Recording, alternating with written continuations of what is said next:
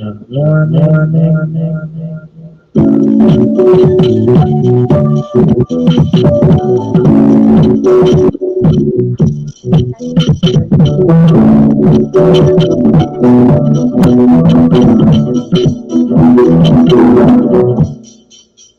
talk about peace, baby. Let's talk about peace. Let's talk about peace. Let's talk about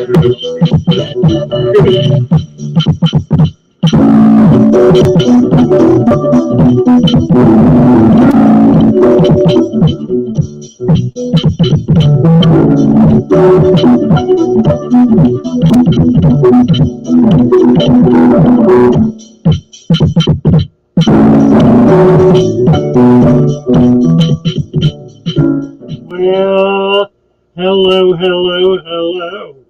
And how's everybody this morning? Delighted to have you all with us. Good to be back. I understand we're having microphone problems this morning. We do have some new equipment coming in, so at some point in time, we're going to have all these issues resolved. I don't know when that might be. Good morning, Joey. How are you? Good. Delighted Good morning, everyone in the show. Yes. Hope everybody's doing well today. And thank you, Dix, for your super chat. I don't know if you thanked him already, but thank you so much. We got it posted. I did want to. Absolutely. I'm having a hard time hearing you, Father Fish. I don't know if they are, but if they are hearing you, that's great. But you and I are going to struggle a little bit today, I think.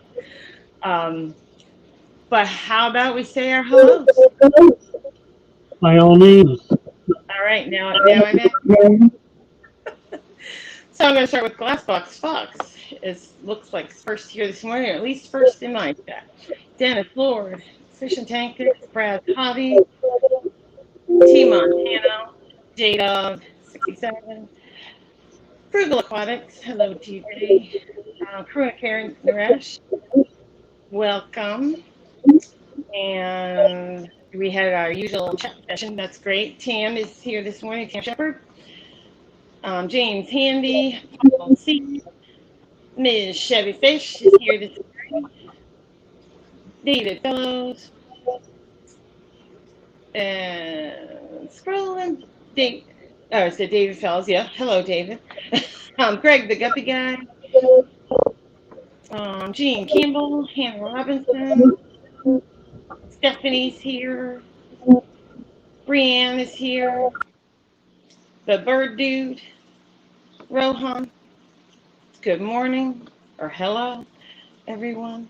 Reese, and splashing around indoors. Hello and welcome from England. Welcome to the show. Thank you for coming in this morning. So I think I got everybody. I hope I did. If everybody could hit the like button, we'll start out there. And then, what do you got, Father Fish? Good morning, Woodsworth.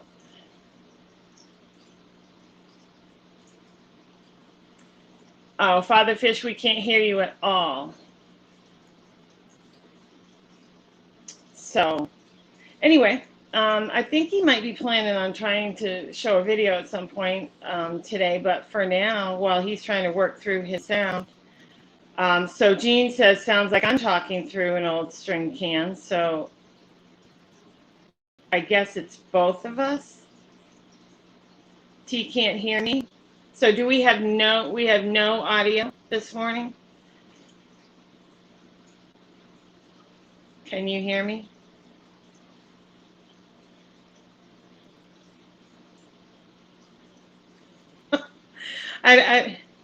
Okay, Brad says he can hear me. Okay, T can hear me. Okay, and that's what I said to Father Fish, the same thing this morning. I said, you sound like you're in a tin can, and it's been going in and out. So right now, Father Fish, they're hearing me. Is it better now? Yes, don't touch it. And you know what? And I hate to say it, but since we're having so many problems, I wonder if maybe you should wait on that video. because we've been Well, struggling. I went back to the original camera and mic. I bought a new camera and mic, and it's worse.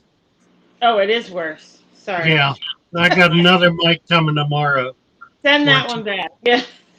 Yeah, really. I got a couple of them here I need to send back. Okay. So anyway, okay. So we're working through the audio. Oh, and thank you for giving them wrench splashing around indoors. Thank you. Okay. So I don't know. It's up to you whether you at some point want to risk that video or not. But at this point, I guess people could drop some questions in the chat and whatever you want to talk about. Now that you can talk. And we can hear you. All is good. Good. About 3 months ago, maybe 4 months ago, a group of people came into the shop and said they wanted to use the shop as background for a music video they were producing. So I gave them permission, and they were there for a day or two, did some videoing, and yesterday sent me the video. Well, I have it posted. It's in the community forum as a post, and I also have it listed in the music of FATHERFISH. It should be the last entry there. The beginning of it shows the shop, and it's really quite nice. I do want to play it. I'm a little apprehensive about moving down. Me too. I'm like, ah. Yeah, we'll get further along in the show and see how things go. If it gets really boring, I'll play it. It won't matter. But if we get on a roll, you could go watch it yourself. Okay. I was like, we can try it. It's just, we may go through this period of trying to get the sound back, and I have to, all the things. We've had a few more people come in. Good morning, David. Stephen Cooper. Good morning. Ram Kumar. Hello. And Hannah. Yeah. Ram Kumar. Yeah. Aquawalls. Hi, Aquawalls. Gene Campbell. We're David done. Allen. Oh, thank you. He says it's never boring. Never boring. Well, maybe that's a stretch, but it's different every day. I'll say that. It's different. No, really. Hello. Thank you. I don't get bored. Stay sincere. Good morning. Yeah. Oh, my. So, all right. So we're kind of waiting for possibly questions. So I'm trying to think, is there anything? So what's new with you? While we're waiting, what's new with you? Well, I did a shipping yesterday. I've got a bit of an issue, and I don't know how it's going to work out. By the way, I got a bit of an issue with the post office. An issue with the post office. I've had my personal address at the post office for the last 10 years. So for 10 years, my mail has been delivered there. I put in a change of address, and I got a letter back saying that the post office cannot do a personal change of address from a business address. Oh. Which means they won't forward my personal mail that gets delivered to that address. I guess it simply gets returned to sender. I don't know. Yeah, it would. But it's a bit of a problem because my retirement income is all notification of it is sent to me by mail every month, which says to me that if they get a return letter, they're going to stop the check from going out. So I don't know. I don't know how that's going to work out. I got to go talk to the post office. Splashing around indoors said I've had my wife ask me this morning, what the hell are you putting sand over that nice gravel for? So I said, ask Father Fish. I think that's a great question. Really?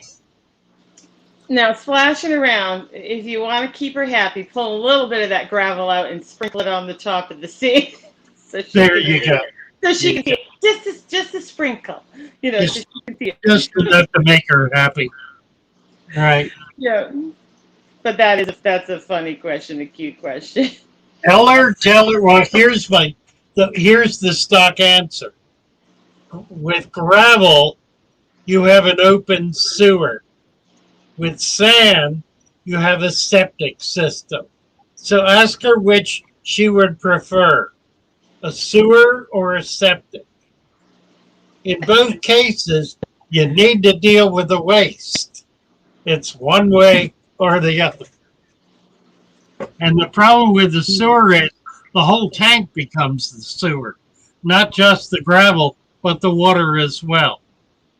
With the sand, it all stays down in the gravel under the sand where it belongs. She's here, LOL. Oh, good.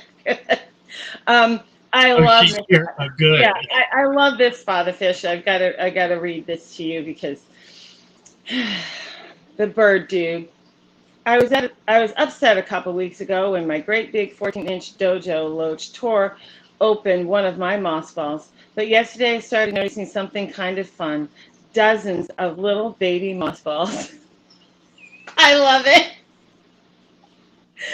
Because that's going to tweak Father Fish.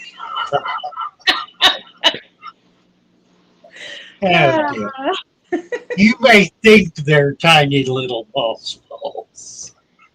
You may hope they're tiny little moss balls. What you have is the aegis.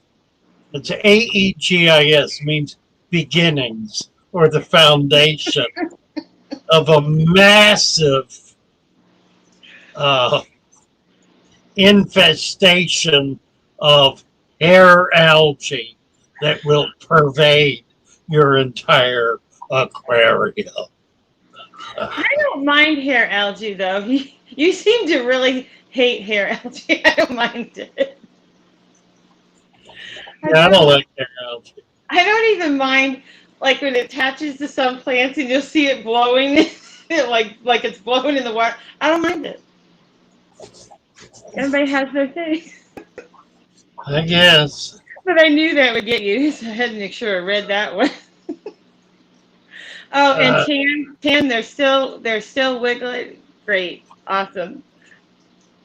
James Handy. Hello, Mrs. Moose and HS.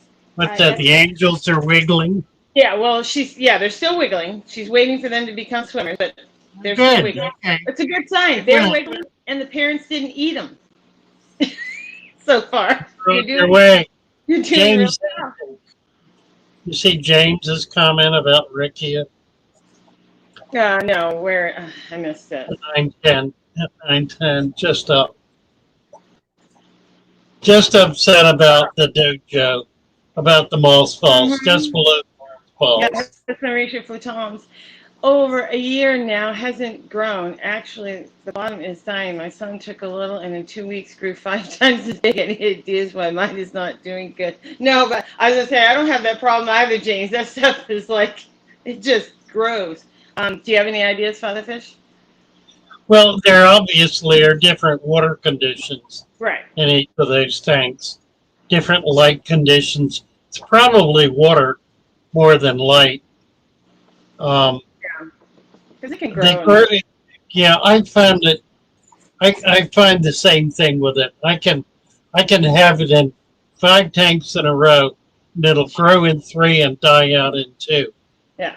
Ostensibly the same conditions in every tank. In fact, I've got a little bit here now that's just sort of languishing. It's not really doing anything. When it grows, it grows, and when it don't, it don't. Yep. There you go. That's very scientific. It likes your sun tank better than yours. Sorry, James. And that's just kind of the way it is. It kind of is, unfortunately. Try it in a different tank and see how it does. Try it in another tank. Yeah, take some out of your son's tank and put it in yours. Back in yours. Right. Mrs. Moose says her peacock gudgeons are showing signs of breeding. That's really Oh, that's neat. nice. Yeah, Yeah. that's cool. And How big are they? How big are they? Chevy Fish Oh, says, 14 inches. Wow. call your retirement income center and change your address. They can do a direct deposit Yeah. into your bank. Fish. There you go. Right. No, the 14-inch was a dojo loach. Oh, right. I missed that. It wasn't the peacock gudgeon. So how big are the peacocks? Hello, Emily. Rohan says he has a question, so I'll have to try to look back and see what the question is. Yeah, the problem, He says, sorry if I must respectfully disagree. Not hair algae. These are little balls of haremo moss. But technically, I see. I should direct him. We should direct him to my video on little Japanese matzo ball rollers. well, I mean, you can just quickly explain nicely. Nice. Because I know how you really don't like them, but nicely explain this. I'm not going to disabuse him of his fantasy. I think you need to own that fantasy. Let's see what happens. Let's watch all these little tiny matzo balls and see what they turn into. That'll be fun. Oh, I see. It's just explain that it's the same. Okay, James Rohan, how do I remove Animator. partially filled aquarium without removing fish? I use a coin to scratch, but too much work. Well, unfortunately, Rohan, if the stains are on the inside of the tank, you got to use a razor blade, or you can't put chemicals inside, where your water is. So you're gonna have to use something like a coin or a razor blade or something to take it off. Hardwood. You do not have hardwood or stains inside the tank. That's not what that is. On the outside. Go ahead. Right, I agree. You're right. If it's up on, if it has been in water, no, it's not on the inside of hard water stain, but that would be, you're right, on the outside of the tank, but you're still going to use something like a razor blade or something to scrape it off. Partially filled, yeah. The problem no problem, right. Yeah. He's still going to spin it.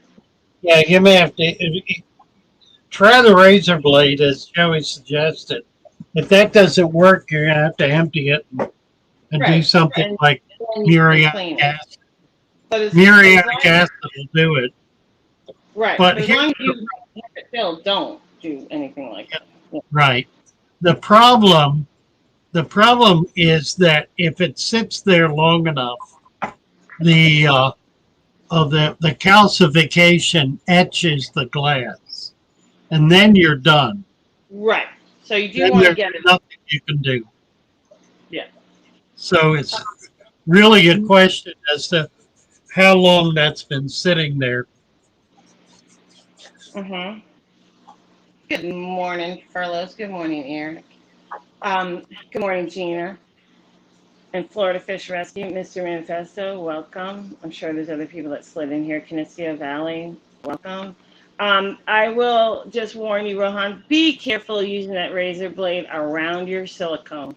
You do not want to, slice into that silicone. Just stay away from the edges. Don't get too close, because you start messing with that silicone and then you're going to have another problem. So just be really careful when you use razor blades inside your tanks. Yeah, and it's easy to mess that up too. Yeah, it is. I say, truthfully, I'll stay a half inch away. I just don't even mess with it because you hit something hard in there and your hand slips, and the next thing you know, you're slicing into your silicone. So just be really careful with that. All right, what do we have here? One of the problems that we have down here in Florida, because we have very hard water, is the availability of used tanks from fish farmers who have either gone out of business or upgraded their system to acrylic. Their old tanks will be so badly etched that you won't be able to see into them. Yeah. And there's nothing that can be done about that. These are tanks that have had water hitting them in them and spilling over them for 20 and 30 years. And the calcification has etched into the glass to such an extent that it's not just streaks, the whole sides of the glass are cloudy and it's impenetrable. You can't do a thing about it. You can get these tanks cheap, 40-gallon breeders for $1, all you want. But you, unless you're going to put them outside or use them in a fish farm kind of operation, they're really worthless for being able to look into. Yeah. I could see how that could be a definite thing. You'd just be using them like a tub. They'd just be a tub, you know. Yeah, they're tough, right? We'd use it in the same fashion as a tub. Um, Yeah, Rowan saying the tank was a used tank from a store. It could yeah, very well be that it's etched. Could very yeah. well be. Um, I just saw, I don't know where it went, but I think Mrs. Moose said something about the peacock gudgeons being like 3 to 4 centimeters or something. Centimeters, yeah, about an inch long. Yeah. Yeah. I was going to say, I saw that, but I somehow lost it, but I think that was correct. Yeah, I've never tried to polish glass. Mr. Manifesto's recommending that. I've never tried to do it. I've polished acrylic successfully, and that's pretty easy to do and is Yeah. amazingly effective. I mean, unless it was a big, really cool tank, personally, I wouldn't bother. $1 per gallon sale, go buy a new one. I mean, there's just some things that aren't worth messing with. Yeah, exactly. How hard do you want to work on a used tank, you know? If it's a 500-gallon tank, sure, go the extra mile. Do whatever you have to do to make it nice. But, 20-gallon long, me spend 3 hours, no, I'm going to spend $20 and buy a new one. That's me. So Bird Dude says, okay, Father Fish, challenge accepted. I will keep you posted. I'd love to help open your mind and learn something new. Well, I'm for that. I'm for that. And then I think the birdie says something about a ram's horn posse or something like that. I'm like, so you got an explosion of ram's horn snails as well? He's got it going on. He's got the Miramar moss balls and a ram's horn explosion. There you go. That'd be a crazy tank.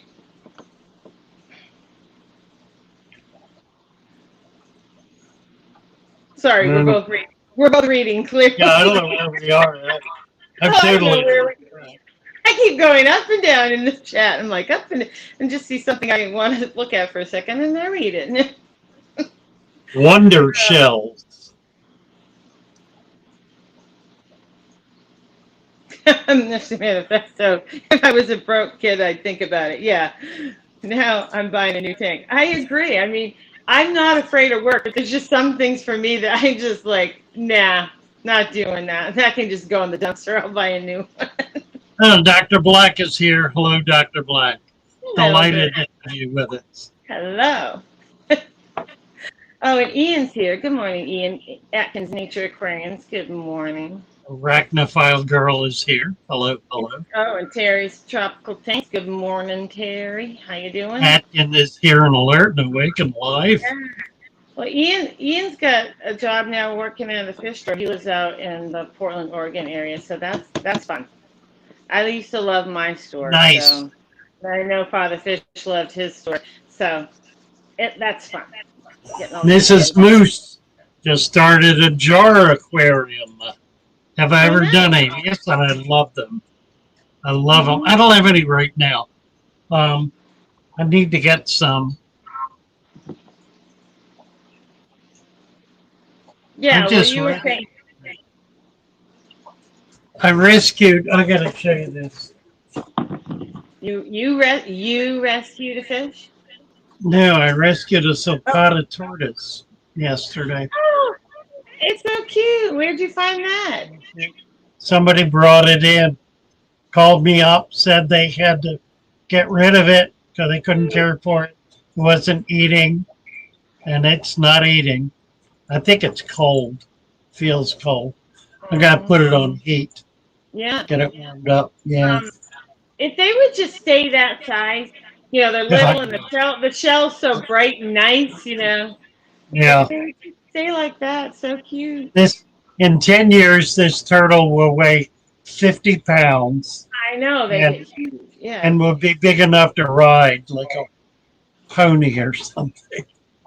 So I gotta figure out a home for him. Wow. I guess I need a heating pad. And I'm sure I did not bring a heating pad with me. Are any of your tanks heated? It's not a water turtle, it's a land turtle. No, I know that. Are any of your tanks heated? Yes. Then put the plastic tub on the cover of the tank and let it sit on the top of that tank, and it'll get a lot of heat that will come up through the top of that tank. I'll do it. It will. It'll help a lot. J-Dog asked if I'm selling fish. Yeah, I am selling fish again. I haven't really figured out how to put it together yet, but I've talked to my wholesaler, and they're willing to supply me. I have to go pick them up. I'll tell you what we could do, J-Dog. You're in Bradenton. We'll get together, and I will take you up. They don't let us in the wholesaler anymore. I can work out a deal to, I have to go pick them up in Ruskin. So I can make make arrangements with you to drop some stuff off, and I'll get you some kind of a list. If you let me know what you want. His problem is he likes buying in a shop, so he likes looking around. By the way, I get it. It's fun to pick things out. Yeah, when you were down to the shop last, J-Dog, you bought a whole bunch of fish, and you left a bag of rice fish behind. Half a dozen rice fish. I found them in the bag in the tank the next day. So I owe you some rice fish. None of which I have here. Some rice But fish. we'll get it. Wow. So Blackie says genetic engineers will have a pocket tortoise in no time. I mean, probably. You're probably right. But it would be cute. It would be cute. And then Jean says, my daughter and I both have bowls with bettas in deep substrate, nothing but heat running. Bettas are happy. Yes. Oh yeah, perfect. Perfect. Yeah. Perfect. Yeah, they do not like moving water. Bettas don't. So. What does Rohan say? The plug point of my 300 watt, 200 watt heaters melted into my extension cord and is stuck. The plug point. I don't know how that would happen. I guess. Well, they can overheat. Yeah, I guess that's what happened. It overheats and melts the rubber. I would say I mean, that could be dangerous, right? I mean, you might want to get some new heaters. I don't know. I'm not an electrician. I don't know. But anything that scares me, I replace it. I know that. I'm not looking to burn down my house. You know what I mean? Yeah, the problem is if it's overheating to that extent, it can Yeah. set the thing on fire. So I would just Yeah. I would dispose of the whole business. Yeah. I throw it on If you want to put, you could try cleaning the plug points. Get them out and try cleaning them. You know what I'm thinking, FATHERFISH? If they're overheating, that means they're basically not shutting off. So maybe get a second heater, Rohan, so that they don't have to work so hard. The extension cord may be too light. True. But if that light's on all the time, that means maybe a second heater, and they could have a little break. Yeah, replace the extension cord with heavier cord. It's too light, too much power running through too small a wire, and it's overheating. That makes sense too. Just be careful. You don't want anything. Yeah, really. Catching on fire. Yeah, I never had a fire at FATHERFISH, which is kind of astounding because the combination of water and electricity are not a good match. But we had double and triple safeties on everything. When we wired it up, we built in just quadruple safety. So we had a fair amount of times when circuits would blow out rather than catch on fire. Yeah, you pop a breaker or something. That's way better. Yeah. Good morning, Fish and Wings and Howard and Gnarly Fish Tank. Thank you, Fish and Tactics. Oh, thank you. Fish on. $1.99 super chat. Who else did I see come in here? I thought somebody else just came in. But Cody's here. Maybe you were here before. There's so many people in here, which is awesome. And can you hit the like button while you're in here? Oh, goodbye, Joshua. Have a good day. Have a good day at work. Thanks for stopping by. Yeah, we're done. Well, turn the power off and address the electrical problem. Yeah, okay, he was an electrician. Yeah, I'm like, it just doesn't sound good to me. I'm not an electrician, but if something's melting, I know that's not good. Right. Oh, what's going on here? Oh, he's saying he's got a 300 watt, a 200 watt, and 150 watt and one extension cord. Yeah, it just might be too much for that one cord. Right, exactly. I would get a second cord. Heavier cord, second cord. Right. Yeah. Yeah. We had 21 people watching who have not hit the thumbs up.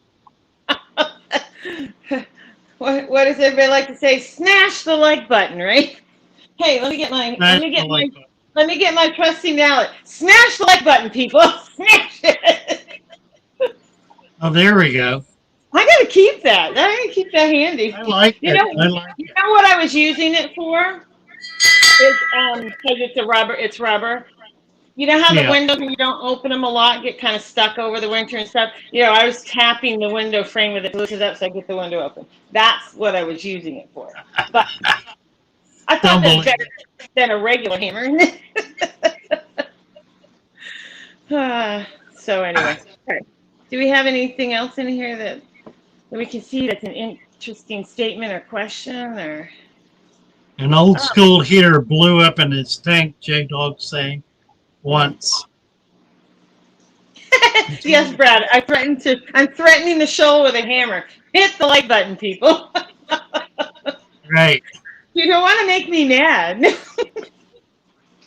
Chris wants to know when heaters became common. That's a good question. Yeah. That's a good question. The 70s. It was in the 70s. Yep. I can remember. I mean, I'm sure you've had this experience, FATHERFISH, when a heater is going bad in the tank, and you have your hand in there, you can feel it. Oh yes. I mean, you're not getting like necessarily a real shock, but you'll be there doing something and it's like, The tingle. yes. And all of a sudden you're like, Tingle. oh, I have a Right. heater problem. Yeah. Yeah, I am very sensitive to the tingle. Yeah. I was like, yeah, you'll notice that. Good morning, Guppy I Rat. fell in a vat about, when was it? A couple of months ago. I tripped on something that was laying on the floor and I fell into a vat. And as I fell into the vat, a light that was sitting on top of it got crashed down into the water. A pipe that was delivering water broke. Water was gushing out. Electricity was flashing. And I was laying there with my hands and head in the pot. Oh my. I mean, glad you're okay, but that must have been hilarious. I'm sorry. And nobody was around. I was by myself. My goodness, I've fallen and I can't get up. I'm sorry. I know Yeah. it was a serious thing, but it's just making me laugh. Sorry. Doesn't everything make me laugh? I'm sorry. I've noticed that about you. Hey, you know Right. what? That's gonna be my new thing. Who just said that? Who just said that about the hammer? Somebody just said something about me. Oh, it caught me off guard, the hammer. Then somebody else said, oh, HSIF more. LOL, it's hammer time on Father Fish. That's going to be my new thing. When it's time for you guys to smash the like button, I'm going to be like, it's hammer time. Right. Hit it, people. I like it. I like it. I'm keeping this mallet around. I'm not putting that back in the basement. It's nothing like a good rubber mallet. You never know when you might need it. Not Watts somebody right upside divided the by head. volt equals amps. There you go. Oh, now they're going to get all technical on me. And I know if I was being a really responsible fish keeper, I would unplug the heater before I reached in the tank. But let's face it, how many tanks and how many heaters? I'm probably not going to unplug them all before I reach in the tank. Ooh. Abolished Inc. has Suna McGill's Suna McGill babies in the tank. Nice. Wow. That's exciting. That is nice. One of my all-time favorite fish. I've had them once. I got a dozen of them, put them in a tank, they found them huddled in a corner an hour or two later. By the next morning, there was one left, and I never found the others. Wow. But I want to get more. I want to get some here and set them up. It's really just a beautiful, fascinating, delightful fish. Alex has a bunch of Suna McGills. I don't know if his have spawned, but congratulations, Abolished Inc. That's wonderful. Word Dunlap was sort of just issuing a warning. Yes, put your tanks on GFIC circuits. You betcha. Yeah, I had all laughing aside, yeah. He wants. I had double and triple circuits in the shop. We had everything was double and triple. That's why when I fell in that tank, I was not electrocuted. Yeah. Under normal circumstances, I would not have survived that fall. Oh, there was nobody around to help me. It would have shut down my muscular system. I would not have been able to move, and I would have died then and there. So GFIC circuits absolutely saved my life. Yeah. So that is a you know. You bet. A good warning, a good idea. Yeah. All joking aside, all my laughing aside, no, I wouldn't want anybody to get hurt. Absolutely not.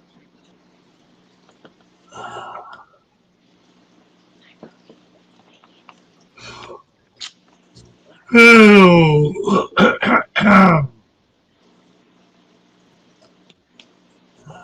I'm reading. Sorry, that's why we're having these silences. We're looking for something. Aquarium Man. Welcome. Yeah. Good morning. Hello, Father Fish and Joey. Do rice fish eat their fry, and would you remove the parents so the fry can survive? I've not bred them, so I Neither don't have know, I. but I would assume so, yes. I would I assume so, would, yes. yeah, absolutely. So you either have to have a lot of plant cover for those babies to hide in, or I think I would remove them. That's what I would do. I would remove the eggs and hatch them or the fry. Yeah, Yeah. yeah. I think Those that's of the safest Barrel way to be wants to safe. know, how do you fall in a fish tank? It was Yeah, not a sure. fish tank. It was a vat, a 4-foot vat sitting on the floor, and I tripped and fell into it. And I kept trying to catch myself, and in the process was breaking things as I was falling. Oh, wow. So you just tripped. I tripped. Yeah. All right. Frugal saying, Naresh asked about Neemwood in aquariums. Not sure. No, I didn't see I it don't know either. what that means either. I don't know Yeah, I what saw that. Neemwood is. Yeah, don't know. I guess I would say as long as it's a hardwood. And It's likely something local. right, and it's Um, old, a try hardwood. it and see, Naresh. Yeah. If it is, if you're getting it out of a body of water that where it's been obviously sitting for a very long time, then it's certainly going to be fine. Oh, yeah. And Abolished. abolish, LOL. More important. Did you get that on camera, the fish? I know. If I had, I would be at 1 million subscribers. I would say he would have gone viral with that one. Really, No question. No question about that. really. Both the barrels. I'm not a pleco expert, but it depends on the plecostomus. Some do need wood in their diet. Yes, that's right. Some do, not all I do. don't know which ones. Like I said, I'm not a plecostomus Yeah, expert. you got to research them. They're all different. Yeah. We talked about this a little yesterday. You need to look them up. Yeah. Yeah. That would be the way to go. And I would, and yeah, what I don't know is, would you want to keep those species separate? Would you want like the ones that are more into that in one tank and your veggie eaters in another, or do you mix them? I don't know because I don't do anything with them. Yeah, I would keep them separate. That's how my mind would work. I'd have my veggie eaters in one tank and the ones that need, the driftwood or whatever in another tank. Really. That's what I would think. Frugal is saying Neemwood is hard like mahogany, and yes, you can use it. Perfect. Yeah. You know what? Also known as an Indian lilac. Yes, know what? Black Know what? walnut. Black walnut. If you use black walnut shavings on, or sawdust when horses, it can kill them. They ingest it. So I wonder, would black walnut be bad for your fish tank as well? I don't know. That just popped into my head. Well, if that's happening, it's because the shavings have enough sap in them for it to still have some toxicity. Yeah. So again, it's the same issue. If it's thoroughly dried out or thoroughly waterlogged, it would be safe. But if it contains sap or any of the organic material, it would be problematic. And I've had that happen with other kinds of plants, putting them in water before they've been thoroughly dried out, and it does foul the water.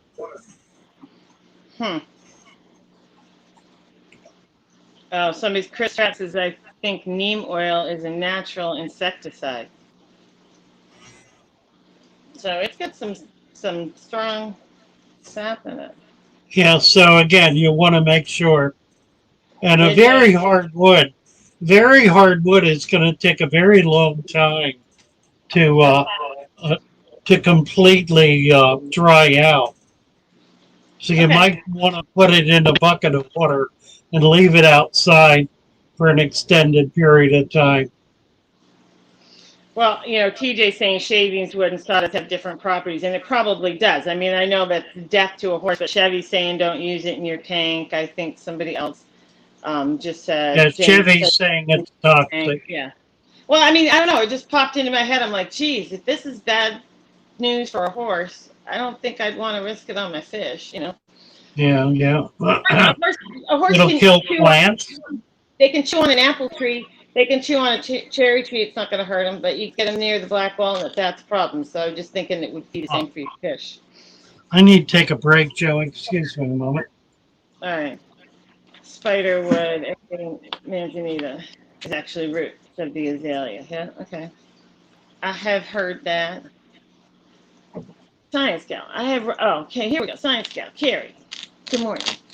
I have rice fish and fry in a 20-gallon long aquarium and a tub, and they do eat eggs and fry. I remove and rotate floating plants around to raise fry up. Okay, so yeah, she's removing the plants that obviously have eggs on them and hatching them, but they do eat their babies. So, all right, we guessed right because I have not kept them, but it just I makes sense. Unfortunately, a lot of these fish do eat their fry or their eggs. I mean, even these guys, they will spawn and in a lot of cases, turn around and start eating the eggs, or while they're spawning, the others are eating the eggs. So, I mean, it's just the way of it. It's a food source. Hannah, I'm setting up a wildlife patio. It's half whiskey barrel. Ooh, it's old water. Well, sorry. It holds water well, but I'm gonna put soil in it. Is it better necessary to use? Well, again, I think it depends on the wood. If it's just the oak or whatever, and it's really old whiskey barrel, I think that would be okay. But you got to know what the wood is on that whiskey barrel. She's asking if she can use the whiskey barrel as is, FATHERFISH, or if she should put a liner in it. But again, I think it depends on what the wood is and how old it is. And what's been in, and is it a new whiskey barrel, as long as there hasn't been anything else done with it. Well, the other issue is that a lot of whiskey barrels are coated, some of them with creosote. It depends on what it's been used for. Right. No, you're right. If it's one that's been sold at Home Depot, there is a chance it's got creosote or something with those properties in it, so it won't rot in your yard. You're absolutely Yeah, and right. that'll kill anything you put in Yeah, it. yeah. I didn't think of that. I was thinking more along the lines of an actual whiskey barrel, which would just be made of oak or something along the Yeah, lines and of that that. would be fine. Yeah, If if you it's a could get real whiskey such a thing. barrel, yeah. But you're right. If it's been purchased at a lawn and garden, it probably does have something on the wood. A preservative of some sort. Yeah. Yeah. Frugal suggests painting it with a non-toxic sealer. That could work too. Emily Stevens says, I've used neem oil as an insect repellent. I wouldn't put the wood in the tank. I think there's been a lot of warnings about not using that wood, Naresh, so I guess be careful. If it's new, you can't do it. Well, right. Yeah, Emily Stevens, and you are right. A lot of those whiskey barrels are charred. Absolutely. And that would be very beneficial. A Yeah, charred barrel would be perfect. yeah. But they are charred to make real, liquor in them. Yeah, and they do that in order to make it totally inert for the whiskey, so it's not affected by any of the wood product. So it would be absolutely appropriate. Yeah. So just make sure what kind of barrel you're dealing with. Know your barrel. Know your barrel, right? Know your barrel. It would just be a shame to set it up and have it go wrong. Oh, Fun. All right.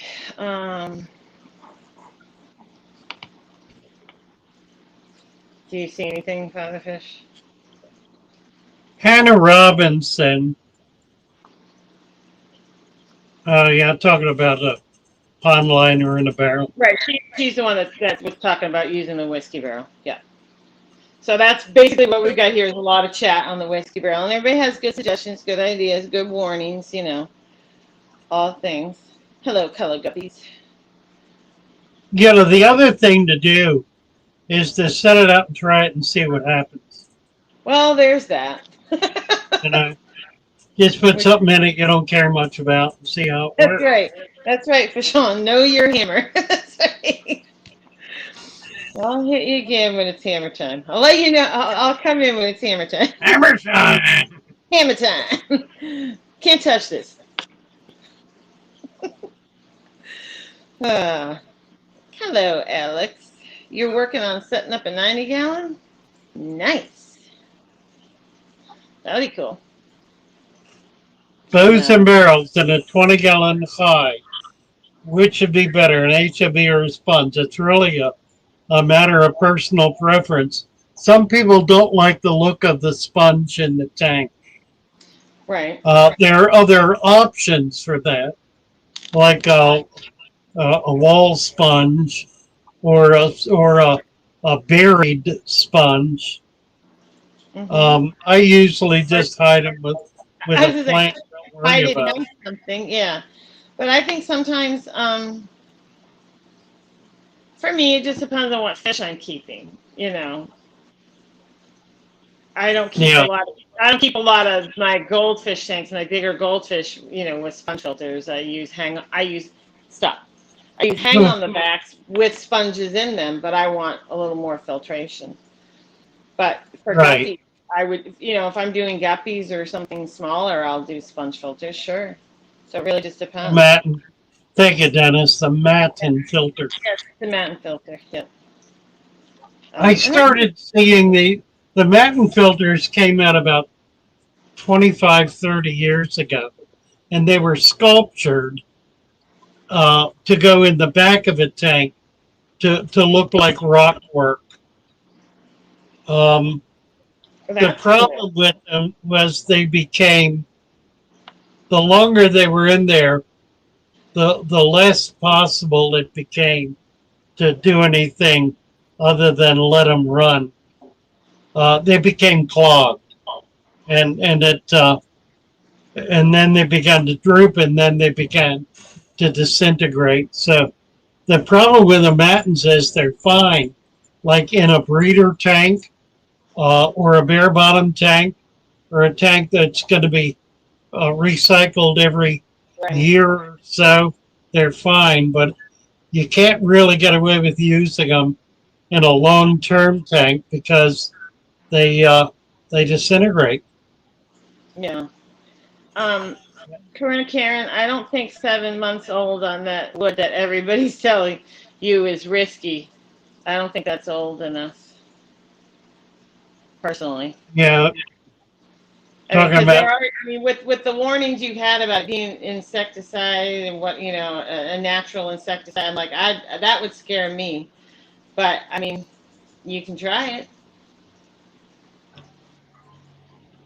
I'd stick it outside and let it go longer. yeah, try it in a test environment first Yeah, put for in a bucket of water and see a month or what two. it looks Yeah, like. Yeah. Um, where Chris, Dunlap said that he has barrels circulating in his area around the distillery. That would be ideal. yeah. Um, Chris Michael Trapp Hicks, to how know. is we're stepping on each other, aren't we? Yeah. Let me go down. I'll be right back. Okay. Chris, you're asking about methylene blue.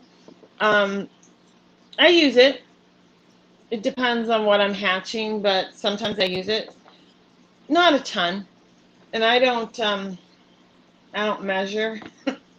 So whatever I'm using it in a tub or a tank or whatever. I mean, I'll put in a few drops, see how I like the color. I don't go for the dark blue if I'm using it. I just want it to show a little bit of blue, and then I'm good. And I don't use it for everything, but because if I'm doing a betta spawn, I'll probably be using more like catapulades and stuff in that tank. But if I'm hatching out my goldfish fry, sometimes I'll put a few drops of meth glue in the tub, just as a precaution.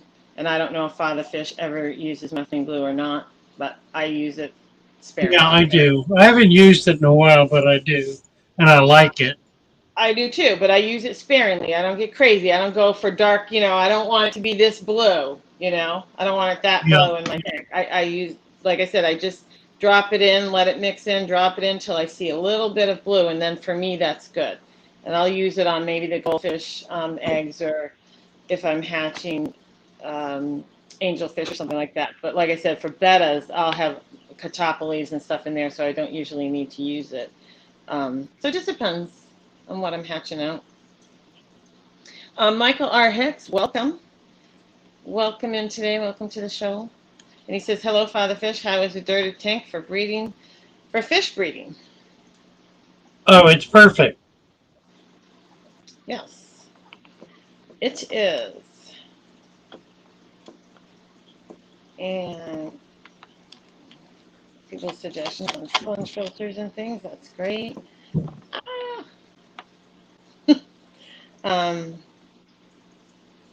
We're done. I live near a couple of distilleries.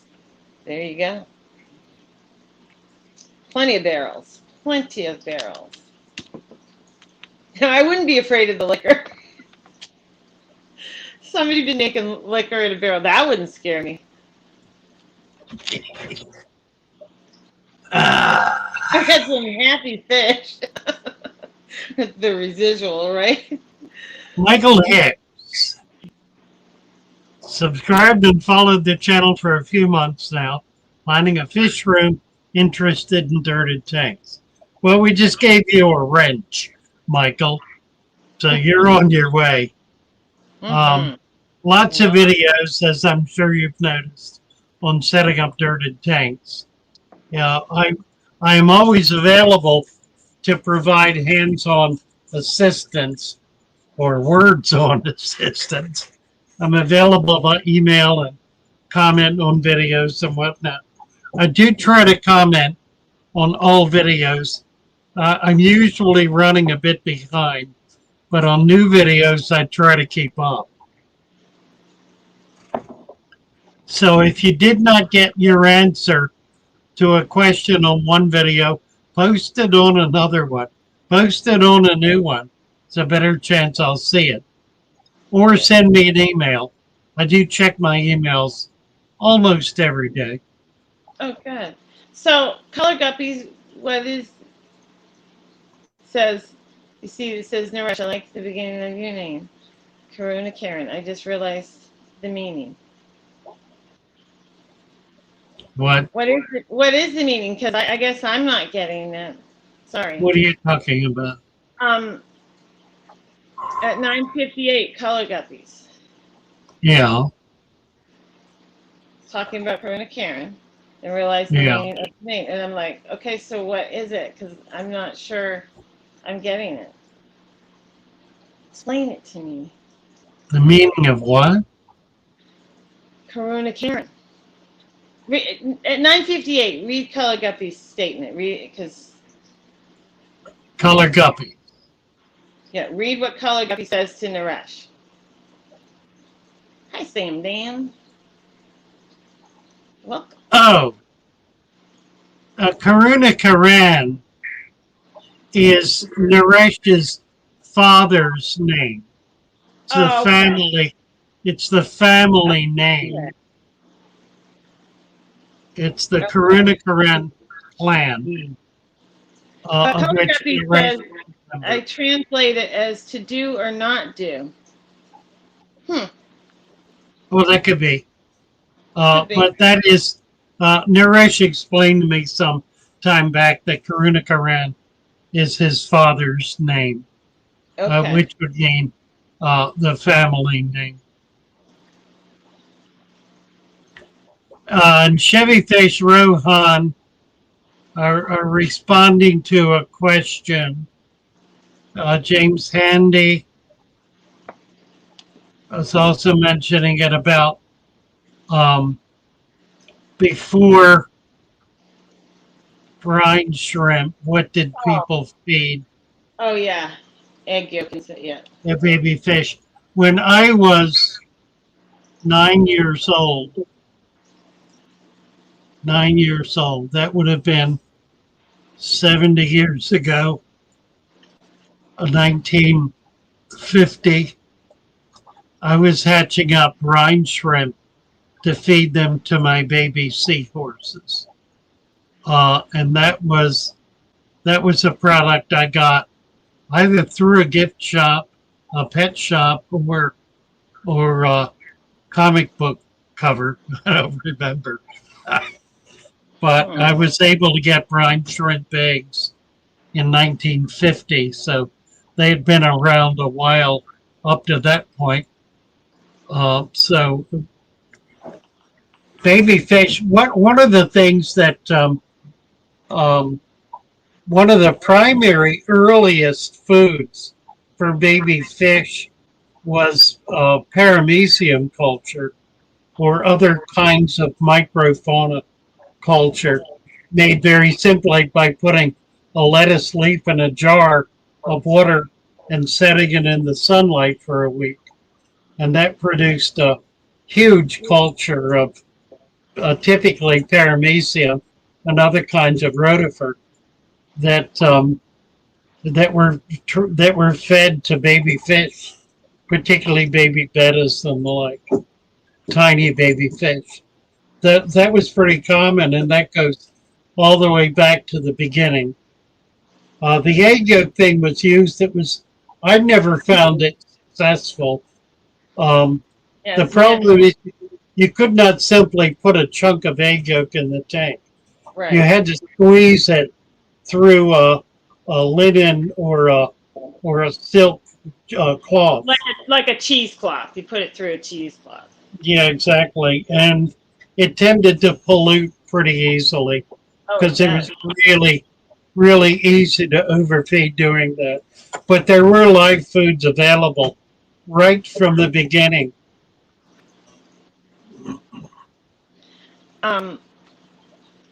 Bows and barrels, thinking of putting a goldfish tank on my covered deck. However, winter will be tough. Will the heater prevent the tank from cracking? I mean, if you're actually talking about putting a glass tank out, in an area where it's going to get super cold, I think that's kind of risky, unless it's not getting really cold. Well, if the water is going to freeze, there's a good chance it'll break the glass. Right. I mean, I'm just, tubs and things are one thing, but if you've got a tank that's glass that you think could be out in an area where it's farther fish that it could freeze, I don't think I would do that over the winter. Yeah. I think that's risky. A tub or something that's, a solid or watering trough or something like that, I think you could do. But a glass tank, I think, might be difficult. Oh, here's a good question. Chris Trapp is saying, Father Fish, are there any fish that used to be popular in the hobby that aren't around nowadays? And yes, there are. It's curious. Some of the earliest fish that were brought in from South America, and I can think of two offhand. The Keyhole Cichlid and oh golly,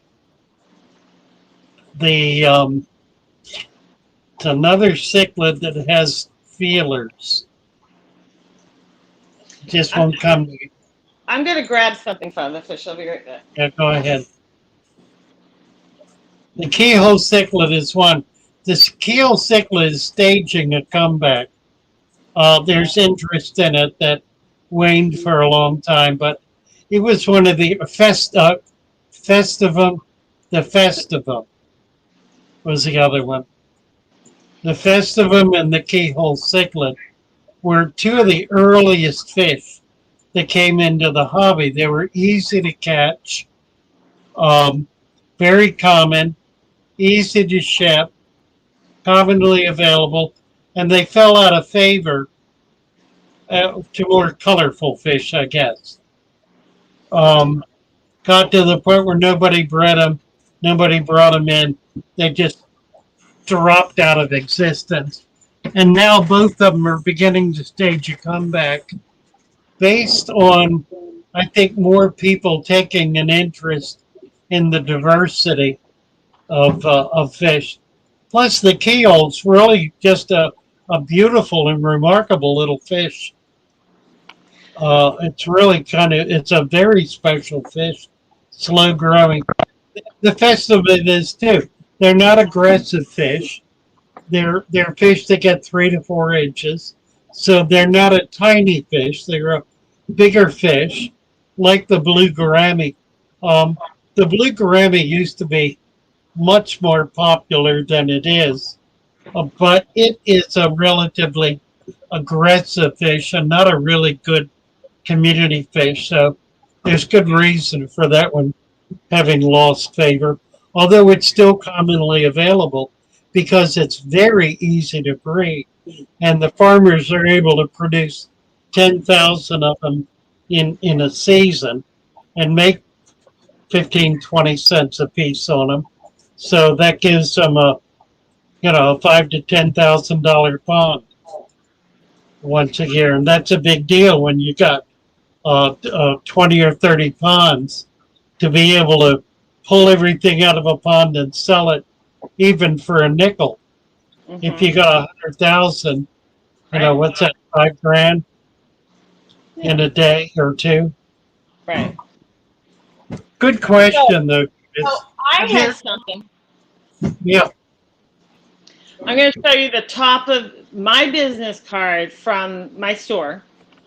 And my sister's an artist, so she drew me this fish for the top of my business card. So this business card is like ancient. But this is a fish that's still sold in the hobby, but you don't see this particular fish. This spinach of this fish is not popular anymore. But what happened to the lyre-tail betta? Oh my! And that was the top of my business card, And do you remember those back in the 80s being sold like crazy? Lyre-tail betta. No, I don't. Oh, I used to sell them all the time. Wow. and I don't see them anymore. It was like they've just disappeared from the hobby. Lyre-tail betta. Yeah, nobody breeds them. No. Nope. I'm like, there are a lot of fish like that. Yeah. There are strains of swords, for example, that were developed in the 50s, 60s that no longer exist. Nobody kept those strains going, and nobody has tried to recreate them. So there are always those kinds of things, hybrid stuff. Yeah, so it's just interesting how things, it's really the popularity of the fish. It's what they come and go, like anything. Music, whatever. It's like something becomes popular and then you don't see it anymore.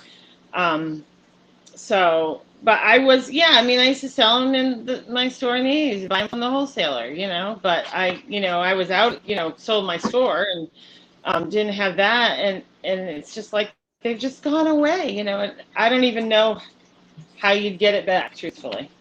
Yeah, frugal is somebody would have to breed it. Somebody would have to. Hello. Somebody went after what? Someone would have to breed them. Oh, would have to breed them. Yeah, absolutely. I mean, I don't know what how they developed it. And, why did it become unpopular? Because I think it looks pretty cool. It's like, why did they, I guess they didn't sell. I mean, that's it. The crown tail came in shortly after that. And that really, the crown tail took, Yeah, it took the market by storm. Yeah. Everything was crown tail for, golly, up until 2005, 2010. And For it's 15 funny years, the how, crown tail reigned supreme. yeah, it's funny how, different things catch on. I hate the crown tail. It's just, to me, it's like, like, why do I want to buy a pre-shredded betta? I don't like them. I breed bettas. I don't breed crown tails. But I mean, like I said, this is what makes the world go round, right? I'm like, geez, that thing just looks like it's been in a massive fight. I had a, That's all I see when I look at it. yeah, I've always liked the crown tail, and I would bring them to the club meetings, and inevitably, there were one or two people, one of whom was an old-time killie keeper, who said, "Why do you bring those torn-up bettas in? They're all Exactly. torn up." And I realize when they're flared out and that it's beautiful and it's great and it's whatever. But when I just see them swimming around the tank, they just look like this old ratty betta, and that's. So, but like, Cynthia's back. Hi, Cynthia. Nice to see you. yes, Cynthia hasn't been around for a while. She's been a busy girl. Cynthia is in the Philippines. She's a school teacher in the Philippines. Delightful young woman who has been active on our channel for since the beginning, and just a really delightful person. And we're so happy you're able to get back in today, Cynthia. Welcome and good to see you. Hey, Father Fish, did you see Deborah share at 10:08? She's new. Could you give her a wrench? She was saying her neighbor put the pond fish in tanks in the garage for the winter. Yeah, I mean, if you can keep them, in or whatever, and out of direct weather and stuff, much easier to manage. But if it's outside, that would scare me. Let's see. I'm on live chat 10:08. 10:08, Deborah share. Don't see it. Under Monster Fish Cat. Oh, hey, Lori. Sorry, I missed you coming in. Hello. Got it. Yep. Come on. Got it. Did you see Lee's in here this morning, Father Fish? Lee, maybe? No, hello Lee. Nice to see you. I didn't think you. Yeah, I got a message from him, said he'd be coming in. I'm delighted to see you, Lee. Nice to have you here. There he is. Yeah. Saying hello to everybody. Yep. And Brianne, I haven't What been would able be to better? follow your conversation, but it sounds like you've had a cat that got attacked or something. So I hope that works out and ends up that's okay. For sure. What would be better, metal or plastic tub for outside tank? I don't know. The metal might hold. Plastic expands more. Plastic would expand with the freezing, and I feel like the metal wouldn't. Right? The plastic is going to deteriorate from the sun more quickly. Metal can leak. Metal can leach, so that's a consideration as well. Usually with a metal tank, you need to coat it with some kind of rubberized material to keep it from leaching or rusting. It will rust, of course, as well. I don't think the temperature would be an issue. An outdoor tub like a farm tub is going to last 10 years or more. I was gonna say, yeah, water and trough's gonna last a long time. But like I said, when you get an ice buildup and the ice expands, you got to watch out for that.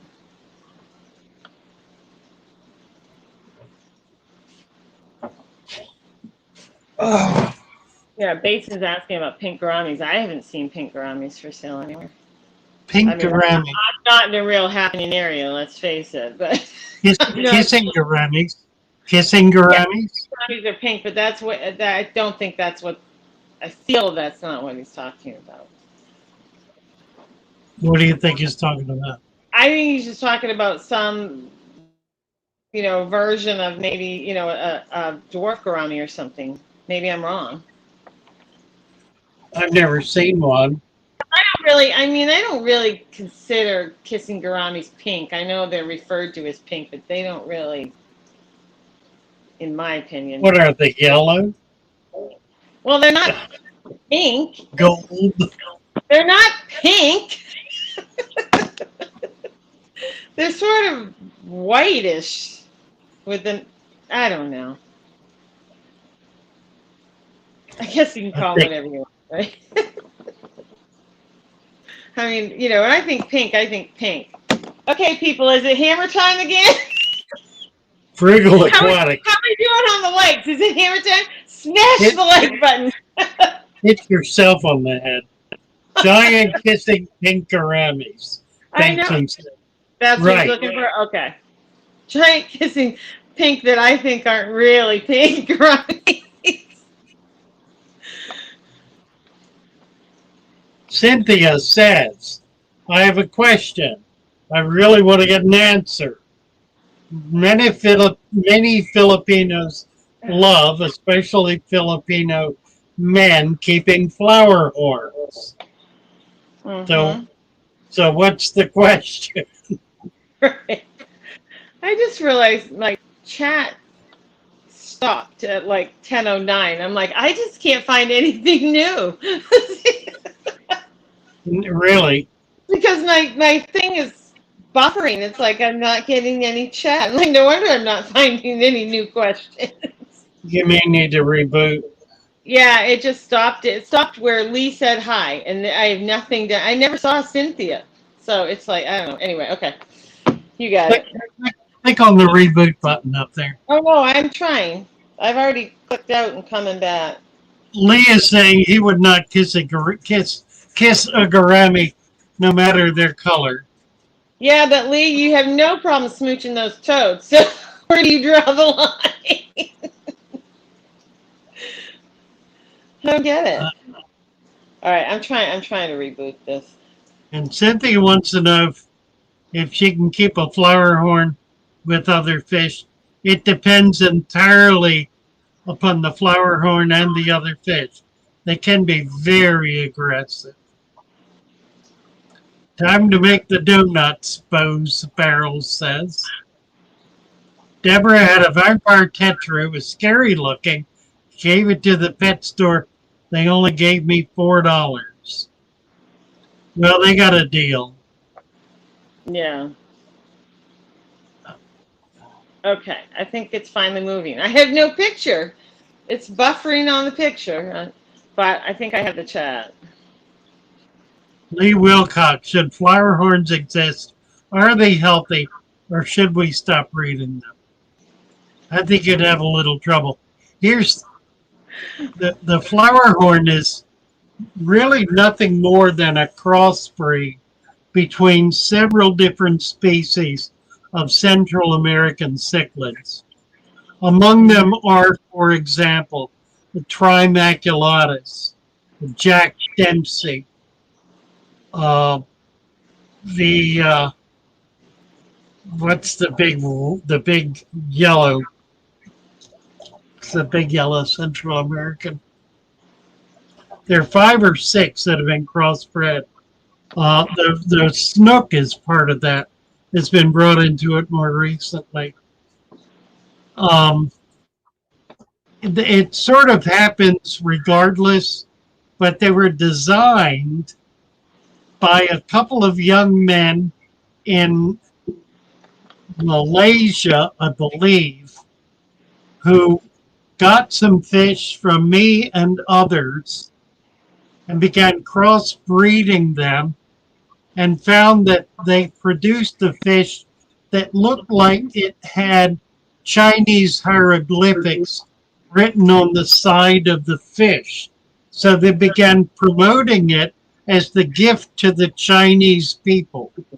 And it became an absolute smashing success because it had literally words embedded on it in its natural design. I mean, that is pretty cool. You know? So these guys, yeah, that's it. Terry's truffle. Midas cichlid, is that it? Midas, yes, thank you. Red Devils are another one, right? Bookie Brown. Good morning. Can I call you Downtown Bookie Brown? You have your wrench, Bookie. According to me, you got a wrench. Yeah, I see you have a wrench. You're blue here. You're blue on our end. Check your subscribe Malaysia button. country. Yeah, it was that. Yeah, I think it was Malaysia. I'm not sure. Bookie Brown's a flower horn lover. Ah. Hey, Shamai Duncan is new. Stephanie Welcome. found pancakes. I know. Well, she's got that, maple syrup she's been making all week. Right. I think it's Shamai Duncan. Can you have too many tannins in a tank? Sometimes mine gets really dark. However, fish are still okay. I don't think it's harmful. Yeah, I just think it makes it hard to see the fish. But they don't mind it. They don't mind it at all. Cynthia, yeah, it depends entirely on the fish. A big male is not going to play well with many other fish. Now, I would keep big flower horns in tanks with other big fish, and usually they would get bullied. So they were not the dominant fish in the tank. Oh, I finally got my picture back. It buffered that long. It took that long for whatever was wrong to fix itself, and I finally got the picture back. I did get the chat back finally. I don't know what was going on. Okay. So now I can really move along here. Yeah, no, Bookie, you have that wrench on our end. You're blue on my screen. You're blue on Father Fish's. So hopefully you'll see. Oh. I am downtown. That would be awesome. Okay, call you Downtown Bookie Brand. Downtown. I like it. Oh, good morning, Nick. How are you, Nick Gardner? Good morning. So nobody ever took your wrench away, Bookie. No, not purposely. We have realized something, that if we're not moving forward able to give somebody a wrench, that means they're not subscribed. So you have to subscribe. While you're at it, hit the notification bell. But that's the only way Father Fish can give you a wrench. Right. Good point. Ooh. Yeah, because see, if you're older, everybody will know why I'm throwing in the down. The young kids won't get it.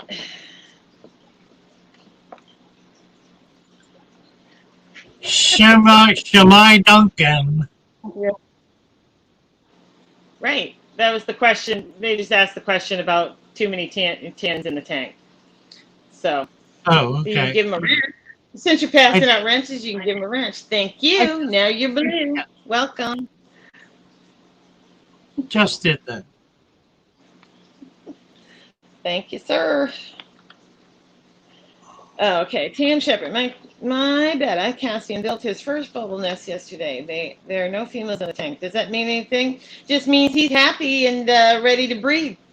He's happy. Breed. They'll build bubble nests whether there are females present or not. But if he's building a nest, he's happy. So that I've told you the story about the little old lady who came in to You told me so many stories about the little old ladies. Which one is this? Go ahead. It's the little old lady with Etta that was sick. Okay. And she was so disturbed. She came in. She said, "I'm so." She was crying. I mean, she loved this Etta. It was like her friend, and she was so sorry, and so sad, and so frightened that she was going to lose him. And so, he looks fine. What's wrong? She said, "Every morning when I wake up, there are bubbles all over the top, and I think he's sick and dying." Oh. And she was just totally broken up. She said, "I cleaned them up. And the next day they're back again, and I don't know what to do." And I said, "Come with me. Come with me." So I took her I took her to the back and I said, "See this little fish here? It's a little girl. See that? Let's get this little girl and put him in with your boy, and that will make him happy. He's very unhappy, and he's blowing the bubbles, and they're all tears. The bubbles are all tears." So she did. You're mean. Good morning. Hi, Kim. Yeah, Terry, we're all showing our age when we know what the downtown. We know who downtown is. And that story could go both ways. Yes, I know. That's how you like to tell them. Right. The Nano Aquarium guy. Good morning. On your tanks with no water change, welcome. how do you handle evaporation?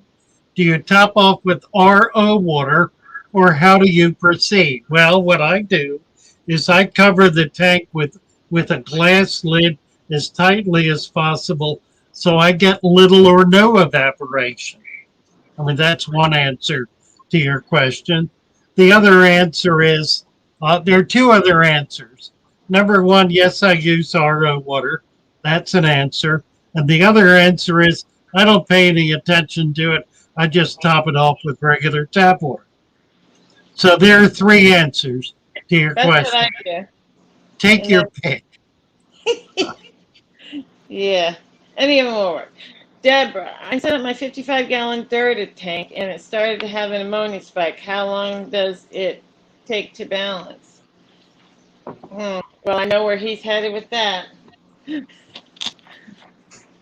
55-gallon dirted tank. Mm-hmm. Started to have an ammonia. Did it stop having an ammonia spike? It should clear up instantly. Do a partial water change if it doesn't, but it should clear up right away. You probably put fish in it and fed your fish. I was just going to say, I mean, probably too much food in the beginning, so slow your food down and do your water change. I thought you were going to hit the food thing right out of the gate. I'm like, I know where he's headed with this, and then you didn't say it. And I'm like, oh. Well, you got to give me a chance to get there. Fish and tank dicks, thank you so much. Roasted by Father Fish in the morning, that's right. And Whips World, you are 100% right. Downtown, Julie Brown. Thank you, Fish and Tactics. Roasted by Father Fish in the morning. That's right. John Quinn, good morning. How are you? Oh, my. Guess who's here? Oh, my. Is it time for me to get out the hammer? Is it hammer time? Yeah, it's hammer time. There he is. Lee, it's hammer time. Right on top of that bulb. It's the mole in the hole.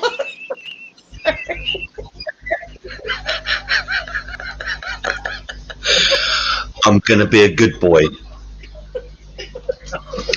I'm going to be a good boy. Talking about evaporation. You talked about lids and dropping up water and all of that. That's great. But the best thing to do about evaporation is not to have any. Or as little as possible. That's right? So I was suffering with a lot of evaporation. And then also with my tanks. So I built a lid. I made a lid out of some Perspex. But it's very thin and it foams. So every day I have to turn it over and clean it, put it, stop the evaporation. The other thing is I got Mocha Mindy's tank with no lid. Why are you laughing at me, Joey? I'm laughing, sorry, because Abolish says, LOL, whack a lid. Sorry, Lee. I know you're being very serious this morning. Ooh. Go on then, whack it. I love this hammer. Sorry, Lee. You go ahead. That hurt. Ouch! Ouch, Charlie. Whack a leg, right? I've put what we call cling film, but in America Yes. you saran wrap, don't you? Yes. Yeah, so I just covered Perfect. it with that. So there's hello you two. Walk and Mindy, look, they think they're going to get fed, but they're not. I like milking Mindy. They're beautiful, aren't they? Yes, they are. So anyway, evaporation. Right.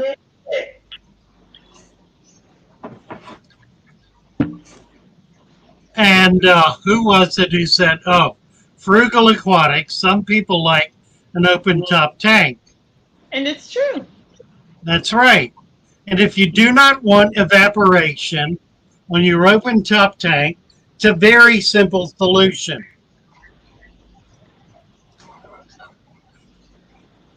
We lost you, Lee. Uh, You lost Lee's yeah, we audio. lost I your think he audio. whacked it with a hammer. I just thought you might like to see me fish. Oh, I look like at that. them. They look Look how wonderful. happy they are. Look how happy they are to see me. They are happy to see you. Yeah, they love me, they do. They Aren't they absolutely love gorgeous? That's platies. That's a Yes, tank of yes, platies. yes, And Robert. Molly. Ollie. Platties, mollies, guppies, frogs, snails. Look, Beautiful look, guppies. look. The baby pleco. Is that I've one of got, the babies? no, that's, I'm going to have a look. That's mummy. Oh, okay. Oh, yeah. That's the mummy. And there are three possible daddies. Oh, yeah. Because we've got a baby, and I can't see where Sprite is right now, but Sprite is in there somewhere, and she's the mummy, and there are three possible daddies. We need to go on Jeremy Kyle and do a DNA test. There you go. Hey, Got it. Lee, they're What? asking you, Chris Trapp's asking you what kind of goldfish are Mork and Mindy. What kind of goldfish are they? Well, that's a Mork one, and that's So are they Mindy red one, cap right. mirandas, or are they fantails? Are they red caps I don't know. or fantails? The Are they just, goldfish. well, I know, but does one have a bump on its head? Does he have a little like cap? Is he wearing a cap? You tell me. I don't know. I can't see them well enough to tell you. So they look like they could just be fantails. Yeah, they are. They're just fantails. Okay, fantails. That's what I think. They're All cute. right. But they're my goldfish. And that's why Yes. they're the best. That's why they're the best. Mork and Mindy. I don't know what. Oi, Mork, what are you? He doesn't know. Oi, Mindy, what are you? They're Oh, she fantails. don't care. She don't care either. They haven't got a clue, have they? No, I ain't got a clue. Nice to see you, Lee. Happy to Lovely. have you back with us. Oh, nice to see you, Lee. That's go away, Lee. That means go away, Lee. Nice to see you, Lee. Go away now, Lee. All right. Nice to see you too. Love you, Lee. Love you, Lee. Love you, apparently, because you want me to go away. So, okay, I will. No, I well, think we're- you show, Lee. Nothing you can do about it. We're at 10, Take that 10:30. on We're running over. I want to play this opening to this music video for you.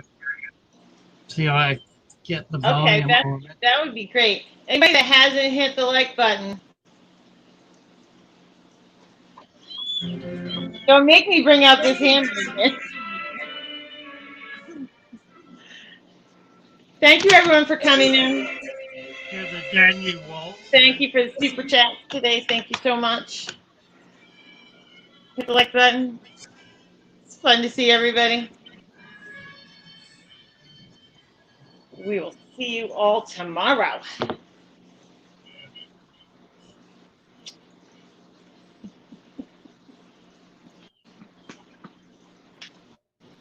I don't hear it, FATHERFISH. Okay. Let's see if we got it here. Okay.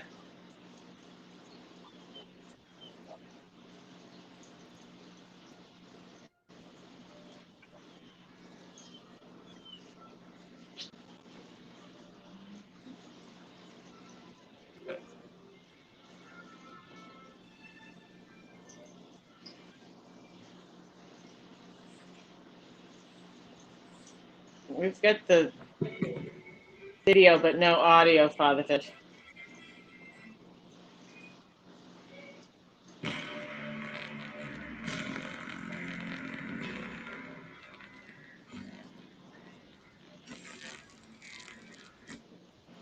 Yeah, right.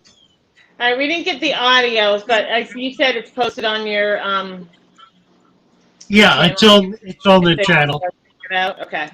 Yeah, All right. right. Okay. Well, thank you, everyone. We'll see you tomorrow. Tomorrow Good morning. to have you all with us.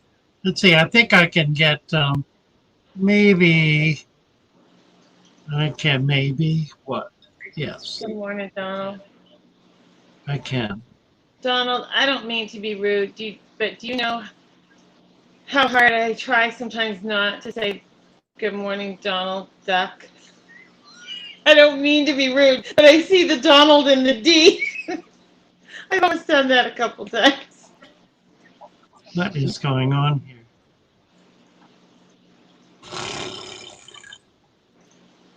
I don't know. Should we just say goodbye?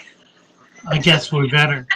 I don't seem to be getting anywhere here. Okay, I'm not really getting any music. All right, boys and girls. Nice to have you with us. We sort of blown the ending here. But we'll see you in the Someday we're morning. going to get this all worked out. We're going to have good audio. We're going to have music. Back in the morning for more chaos. Bye, And everyone. thank you, Lee. Delighted to see you, Lee. Thank you so much for coming up. We just enjoy your presence here among us. Bye for now, everybody.